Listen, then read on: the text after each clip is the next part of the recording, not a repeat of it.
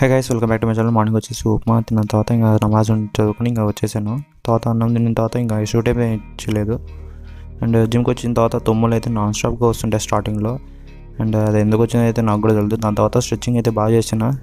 And ఈరోజు వచ్చేసి మొత్తం నేను stretching and jogging and cardio section ఒక్కటే నేను ప్లాన్ చేసుకున్నా.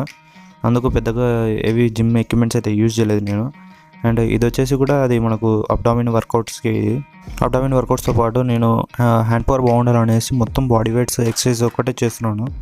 అండ్ కొన్ని అయితే చేస్తాను, ఎందుకంటే కొన్నిసార్లు మనం పుల్అప్స్ చేయలేము కాబట్టి నేను ల్యాట్స్ దాన్ని అట్లా తీసుకుంటాను. అండ్ అక్కడ చేసేటప్పుడు అయితే నా బాడీ సపోర్ట్ చేయకుండా అనేసి అయితే అనుకున్నాను. కానీ వీడియోస్లో చూసినప్పుడు కరెక్టే వస్తుంది కదా, ఊరికైనా కొంచెం డిప్రెస్లో ఫీల్ అయ్యాను.